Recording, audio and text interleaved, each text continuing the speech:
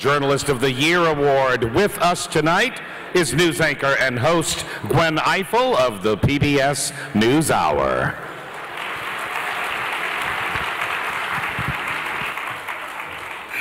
What she's saying.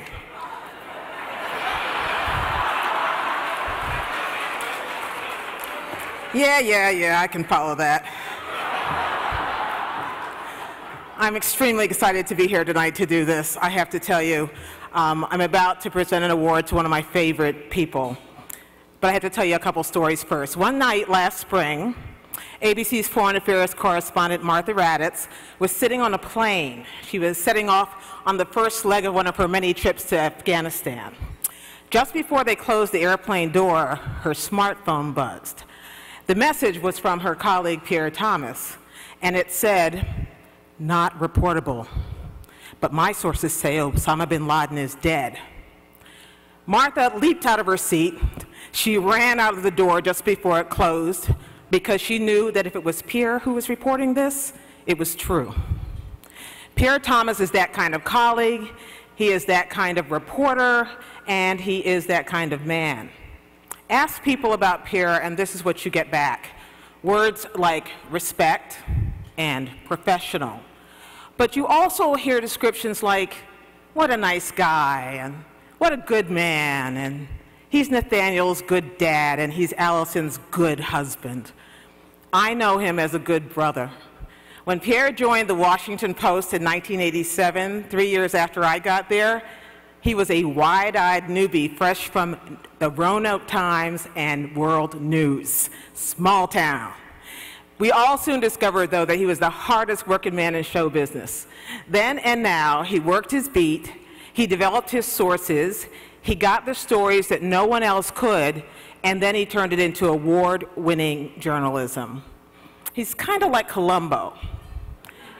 He's such a nice guy, but so persistent that people didn't mind telling him things until they saw it in the paper. Along the way, he covered the Oklahoma City bombing, the FBI engagement at Ruby Ridge, he covered cops, he covered City Hall, and that was before he even gave a thought to television.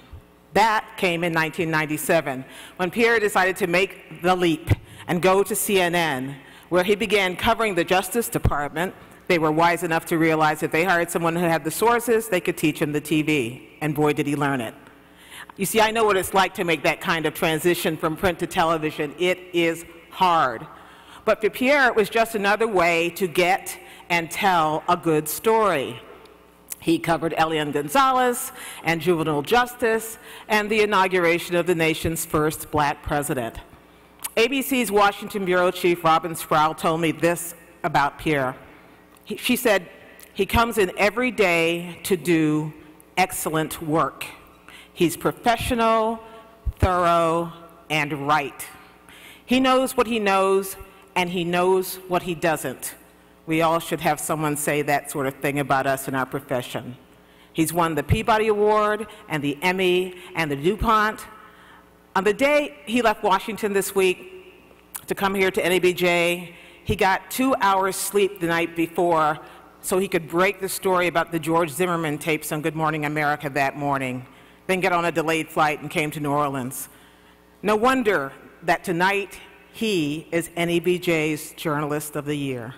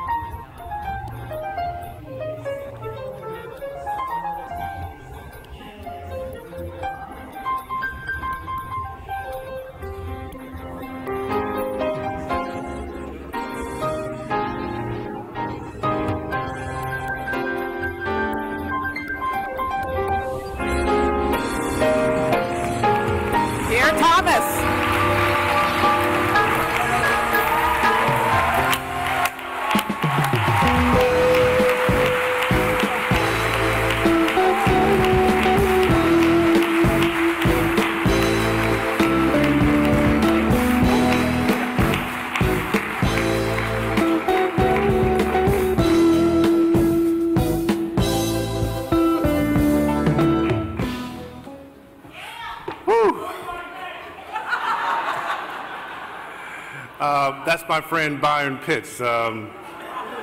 We send each other emails, and they're always entitled, "Yo, black man." Gwen Ifill of PBS, journalist extraordinaire, thank you so much. I hope you realize what a treasure you are to all of us.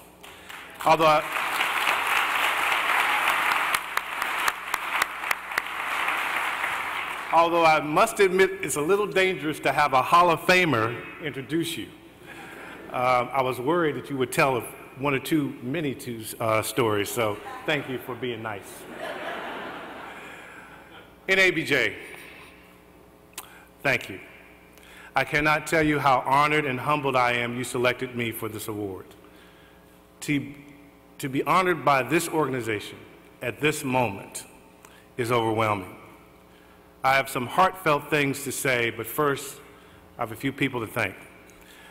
Thank you to Diane Sawyer, George Stephanopoulos, and Robin Roberts for such kind words in the video. I would blush if I could, but as you know, we can't do that too well. I have so appreciated them. They're wonderful colleagues, and Diane's words of encouragement through the years have been invaluable. Robin Roberts, we pray for you as you battle your latest health challenge.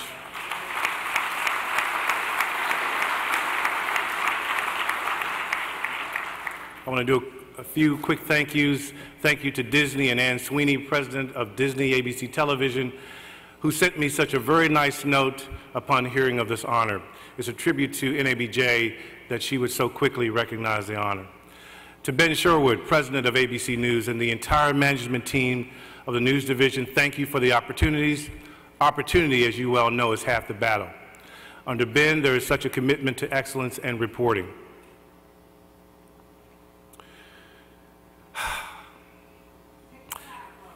In Washington, I work for a terrific bureau chief, Robin Sproul, whom I admire. There's no better boss. And there's Dennis Dunleavy, the consummate newsman and mentor. And a big thank you to my producers, Jack Clorty and Jack Date, who are here tonight.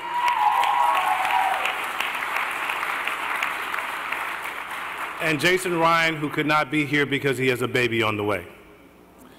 You guys are great to work with, and I appreciate your skill and effort. At this moment, I also think of Peter Jennings. He was a supporter of mine early on, and that made all the difference. And of course, I want to thank the people who gave me my start, the Roanoke Times, the Washington Post, where I essentially grew up, and thank you to CNN for bringing me to television. To think that some of the top journalists in the world, whose journey is similar to mine, choosing me to be the Journalist of the Year. This is something I truly will always cherish. I've been fortunate enough to contribute to team coverage that has won Emmys, a Peabody, DuPont, Murrows, all that other stuff, finalists for the Pulitzer Prize. Those are wonderful. But this NABJ Journalist of the Year award has left me full of emotion, humility, and gratitude. I always try to think team and not to think of self so much, and try to instead focus on the good of my news division. Our fundamental mission at ABC News is the pursuit of important stories. Done well, this job is public service, and I believe what we do matters. The year 2000 was a year in some ways unlike any other since 9/11 for me. I had at least 14 days where I got 0 to 2 hours sleep, as huge story after huge story broke. Bin Laden, the Tucson shooting, Whitey Bulger, and at times the phone would ring at 3 or 4 a.m. when GMA needed me to suit up and to step up. My beautiful wife, Allison, who is here tonight, would look at me and sometimes with furrowed brow, worried that I didn't get enough rest, would just sigh. And then she would provide whatever support was needed. And then with a nod of approval, she would empower me and give me the strength to do what I needed to do. Honey, I love you, and I'm here right now because of you.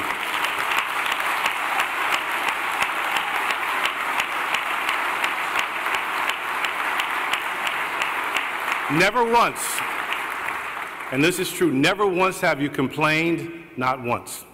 And I can go to work knowing that our wonderful, bright son, Nathaniel, who has autism, has the most fierce, tireless, and loving advocate on the planet. My son, fearfully and wonderfully made, is not here. He's with Grandma and Papa. But he is such a special person, sweet, and I know of no 9-year-old who works harder. I love you, Allison. You and Nathaniel are my fuel. You're my faith. Tonight, I want to offer a few words of encouragement to my colleagues and friends here. You can succeed no matter what the odds, no matter what your background. Just believe. Relentlessly pursue your dreams. Turn your weaknesses into strengths. This award is only going to make me work harder. Do not yield when you find yourselves the only one in the room. And you know what I'm talking about. If I can achieve a measure of success, trust me, anyone can. Many of us in this room have had to overcome. Many of us don't come from money, we don't come from power, but we are driven by the faith of our family and forefathers. My father, may God rest his soul, could barely read and had little education, but he taught me the value of work. He worked nearly a decade and never missed a day on the job. And that's extraordinary in the fact that he worked in a steel mill. He once told me how hot it was. He said, son, when it's below 0 outside, sweat's running out of my shoes. And oh, my mother, who did domestic work for the rich folks. She believed in me and expected me to achieve. She taught me that there's dignity in all work and to never to get too puffed up. There's nothing more dignified than doing your job, whatever it is, well. She loved me, encouraged me, and prayed for me. Tonight is a bittersweet moment. Sweet because I can cherish this moment. Trying because my mother faces major surgery a few hours from now on Monday morning. She would have been here tonight if she could have been. I ask those of you who pray to pray for her. She's strong and prayed up, and tonight I offer a word of encouragement from her to you. A word that I no doubt will be using myself in the coming days, and a word that you at some point will have to use for yourself. Faith. Have faith.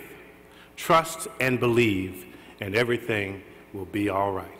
I love you, NABJ, and thank you so much.